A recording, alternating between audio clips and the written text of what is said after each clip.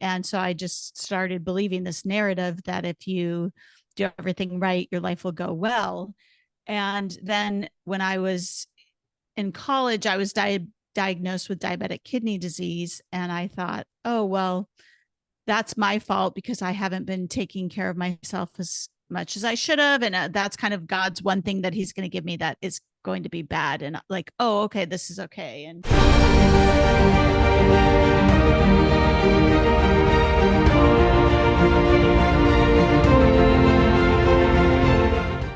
But let's talk about you today. You are a pretty cool person. You've written a book, which is obviously why we met, because I love authors. I'm a big author fan.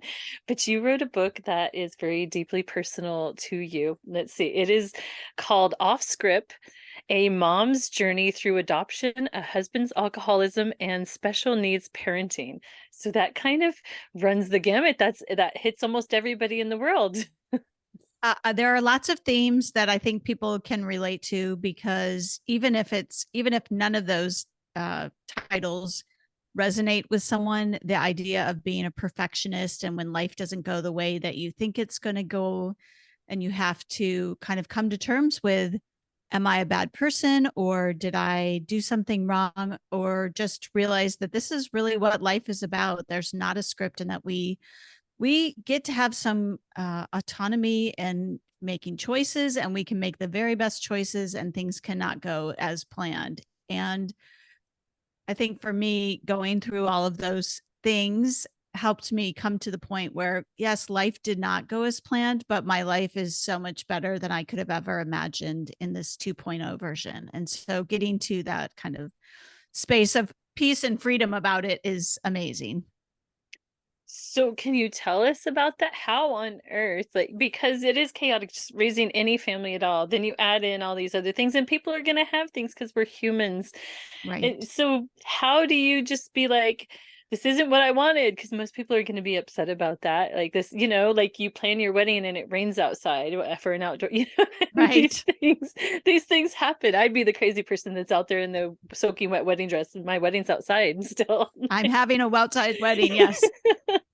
Well, I think I really pushed against it for so many years. And I just, so I grew up in a very Christian Midwest family that was very much believed in God, and that if you followed the Bible, you would have an easy and blessed life.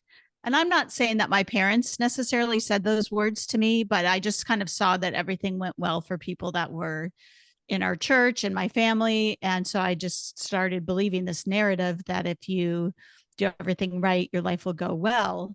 And then when I was in college, I was diagnosed with diabetic kidney disease. And I thought, oh, well, that's my fault because I haven't been taking care of myself as much as I should have. And that's kind of God's one thing that he's going to give me that is going to be bad. And like, oh, okay, this is okay. And I kind of was able to reconcile that. But then a series of things started happening. I got married, and the daughter that we adopted has serious special needs. She's adopted from Russia, and she was just 15 pounds at 16 months old, severely malnourished.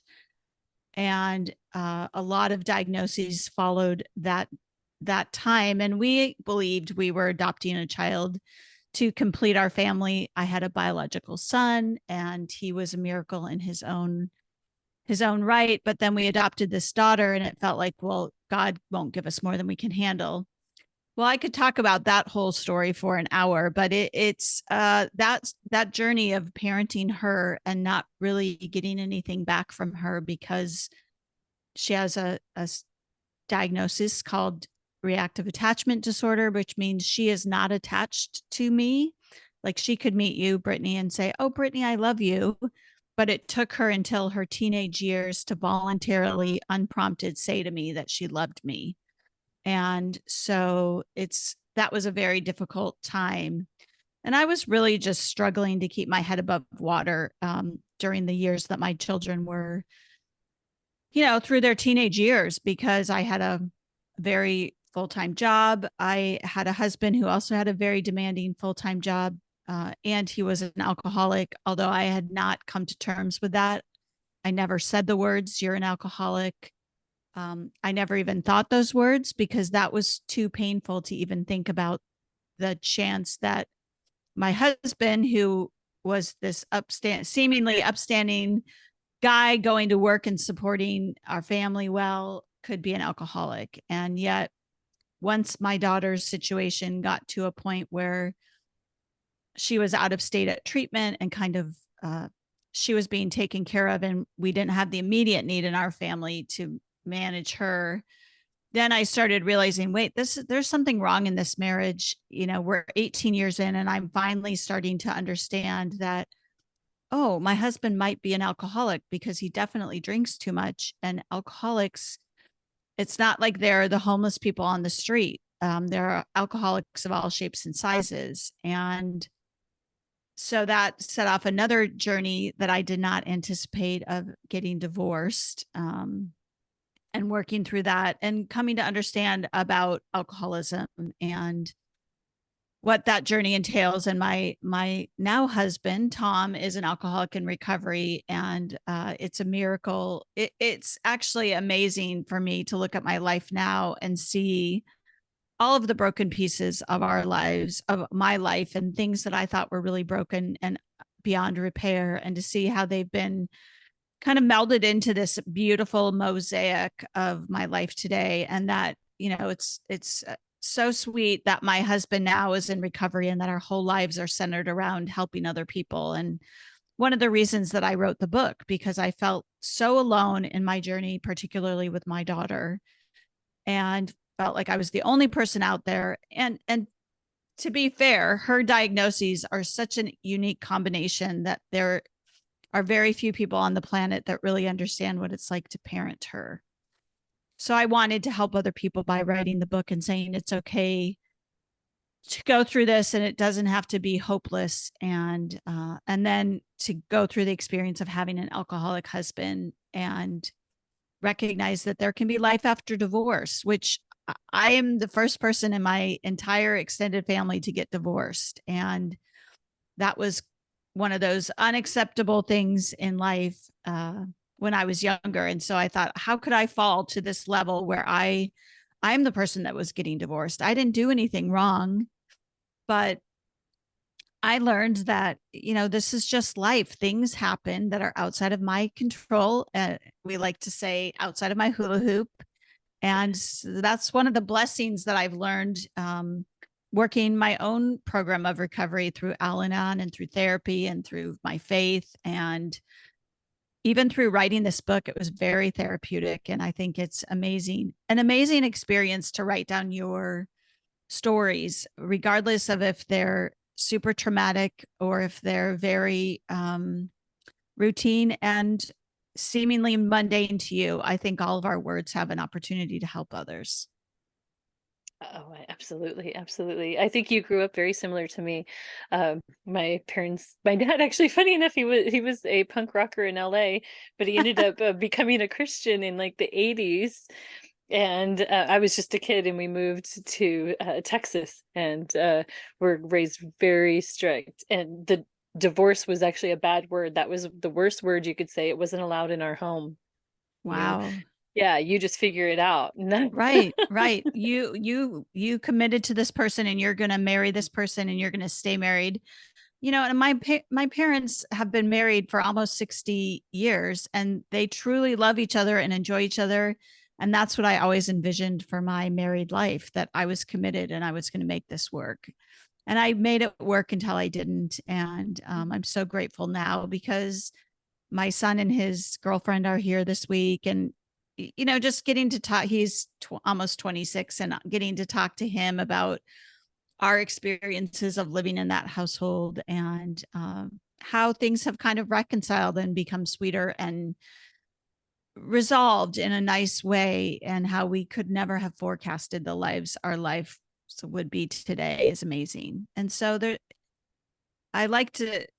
a quote I really enjoy that I put in the book, and it's from Les Mis, the musical. And he says, the sun also, even after the darkest night, the sun will also rise. And it's the idea that just because today may feel horrible, the next day the sun will still rise and you get to start over and get to start afresh and anew. And that really brings me a lot of hope in the world when things feel hard.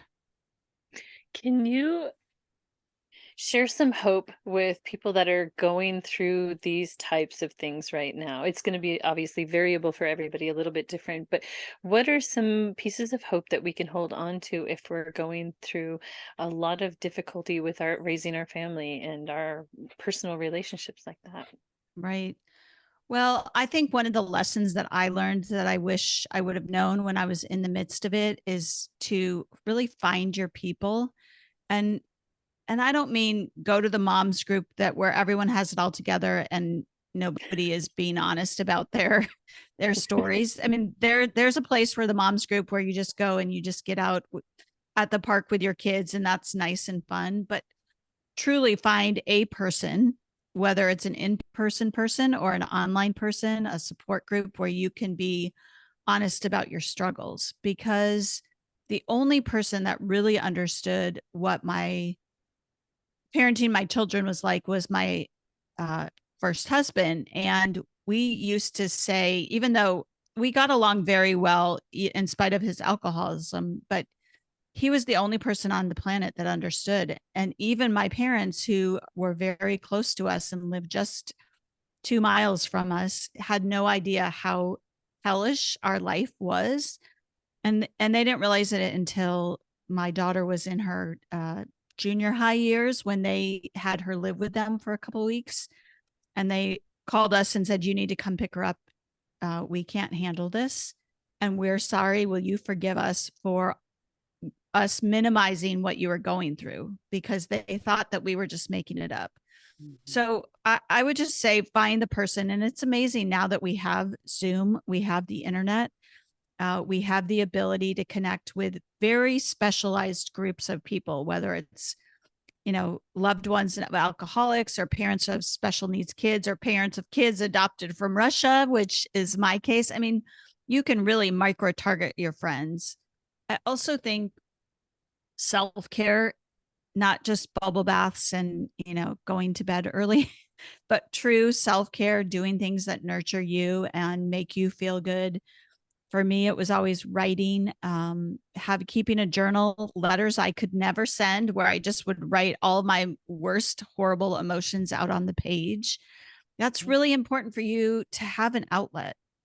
And then remember, just, the sun does rise every day, and what is true today may not be true tomorrow. And even if it's true tomorrow, so for example, my daughter will never get better. She will never function as an independent adult. Um, and that is really sad for me. And acknowledging that that's true. I had hope, hope, hope, hope for so many years that she could have enough therapy and enough medication and enough this and that to get better and live independently, until I just finally acknowledged that was not going to be her path. And that's okay. And it's okay for me to still have that sadness. I refer to it almost like when you go to the dentist and the person's cleaning your teeth and they hit a nerve, that zing of sadness and pain. And it's temporary, but it's there, and it's okay to acknowledge that it's there. Not forecasting into the future too far. I used to be really good at thinking about what's going to happen 10 years from now. And instead of focusing on that day or that week, just don't get too far don't get too far ahead of yourself, because you just never know what can happen.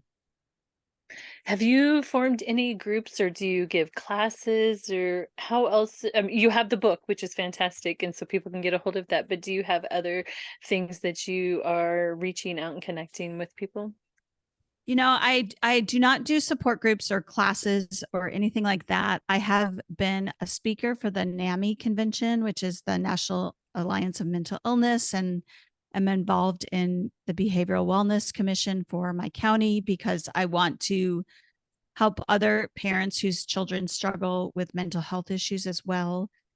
get the right services early enough so that they can, if there's the option and ability for them to get help, they can. But I'm always available to people through my website, valeriecantella.com. I have had people reach out to me and I'll do a Zoom session and just talk, let me know what's going on, and I'll be happy to share resources. I found a great person that helps with working with the school district when your kid is struggling and not getting services through the regular channels. And I know that was a challenge for me for many, many years. And through podcasts, I've connected with other people that help train parents of how to access services and do this work. And so I would encourage you, if you're listening to this and you think there's anything I might be able to help you with, please go to my website, valeriecantella.com, and reach out and we can set up a time to chat. Oh, that's beautiful. Beautiful. Are you active on social at all? I am mostly active on Instagram at Valerie J. Cantella, which is Cantella. And that's the best way to follow me on social. Wonderful. Do you have anything else in the works? Do you have a new book coming out? What are you working on next? Well, I've loved writing since I was a kid, and I never actually thought I would publish a book, but it was such a fun and amazing experience to learn how to do the process. And my husband and I are playing around with the option of writing a book about relationships and recovery, because there's not a lot of material out there, particularly for people that meet after the alcoholic has gotten sober. I've found a few resources for people that are in a marriage and one person's drinking or using, and then they get back, they repair their relationship and that type of work, but never, I've not found anything that kind of relates to our situation. And we've done a few talks through Al-Anon and AA, and so just see that there's a need, but aren't sure necessarily that we're the right people to write that book. But I do write a monthly blog, and you can subscribe to that for free on my website. It's also posted there. I'd love for people to subscribe and follow, and I'm just really open to what's next and what might be in store for me. That's awesome. That's awesome. Thank you for coming on today. It was awesome meeting you. You have a great spirit and sharing with us, like, that there is hope when we're going through the midst of something difficult. Well, thank you, Brittany. I really appreciate it. The Zarlequan Indieverse.